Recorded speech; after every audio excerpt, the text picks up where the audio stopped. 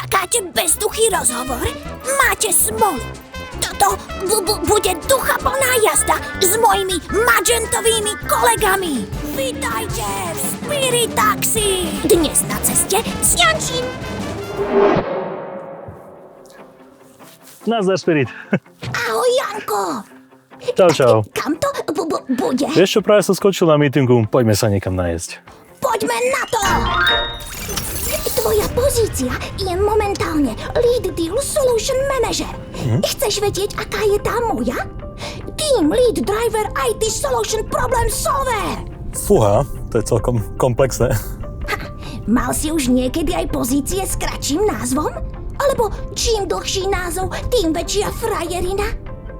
Medzičasom mi ten názov trošku skrátili, už je to len Lead Deal Solution Architect, ale samozrejme, asi to je tým, že čím dlhší názov, tým väčšia pozícia. Hej. Solution Manager.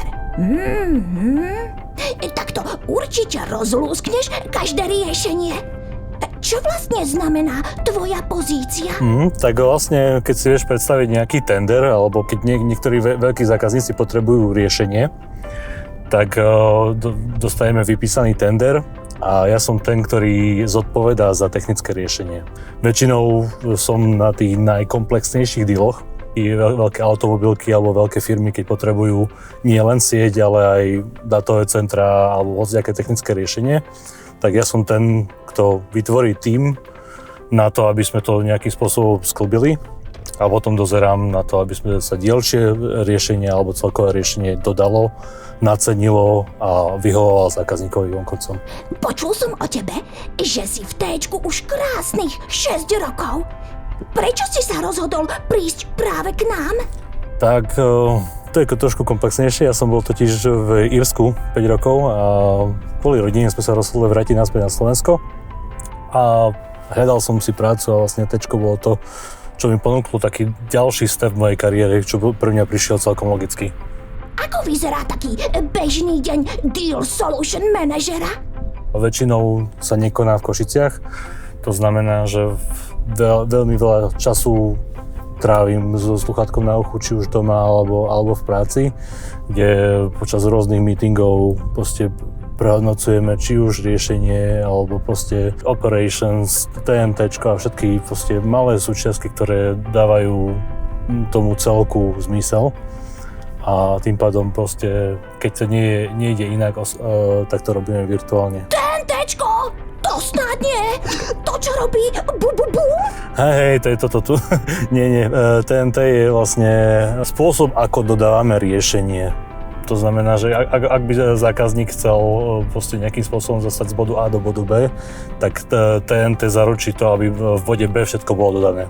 Mňa v práci najviac baví, keď môžem týmy spájať, zabávať a tvoriť pravého tímového ducha. Čo najviac baví teba?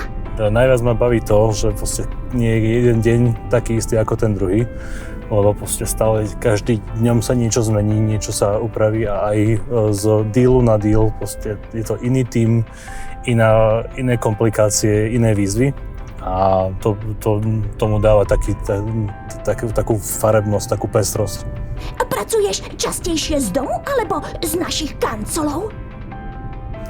Vieš čo, momentálne robím častejšie z domu, alebo cestujem častokrát aj do Nemecka na, dajme tomu, že sa to volá výlety ku zákazníkom. Výlety mám rád. Mám z nich dobrý pocit. Kedy máš úplne najlepší pocit z vykonanej práce? Keď sa podpíše, samozrejme, keď sa vyhrá, to je ten najlepší pocit, že to sú mesiace práce nielen mňa, ale ďalších 20, 30, 40 ľudí. A keď sa to naozaj podpíše, tak to nie je len víťazstvo pre mňa a pre ten tím, ale pre celkovo pre firmu, keďže väčšinou sú to celkom pekné sumy. Janko, aha! Deti tam vonku majú bublifúk!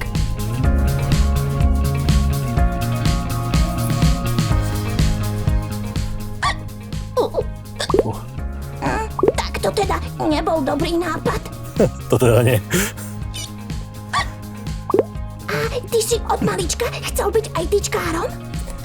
nechcel som byť ITčkarom, teda chcel som byť architekt a to slovo architekt mi prischlo. Ten zvyšok ani nie, čiže nemaľujem architektonické budovy, ale ostal som pri architektúre IT. Koľko ľudí sa na teba ako ITčkára spolieha, že im opravíš počítač? Dosť veľa, väčšinou to je celá rodina, ale už sa to robí čím ďalej, tým menej. Asi Microsoft začal robiť ten Windows trošku lepšie. Pri tvojich díloch si musíš vedieť nájsť čas aj na seba. Ako sa staráš o svoje mentálne zdravie? Moje go-to je dýchové cvičenia a dajme tomu, že meditácie. A keď je trošku chladnejšie, tak to je ľadová voda, kde sa rád vykúpem. A tak, to je to, čo dokáže stíšiť myseľ. Mám kamoša, ktorý by chcel ísť k tebe do tímu. V čom musí byť macher? Vieš čo, musí to byť disaster manager, že vyslovene sa dokáže vynájsť aj keď je okolo neho tornádo. A to nie len v tom, že proste udržať kľudnú hlavu, ale ísť si za svojím, alebo proste držať sa cieľa, aj keď sa častokrát hýbe. Čiže mal by vedieť stať na nohách a niekedy si aj dupnúť, keď hľadí na záujmy zákazníka.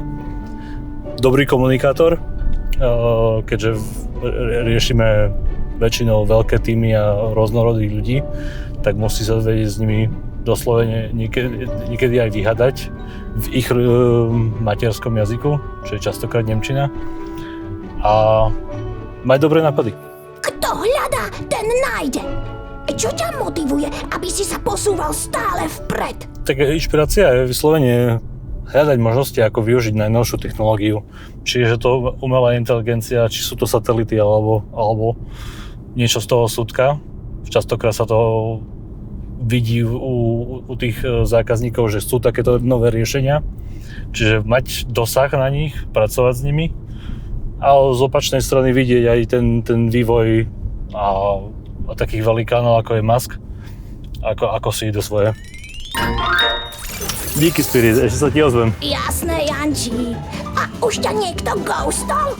Tam máš. Čau. Čau. Bu, bu, bu, bu, bu.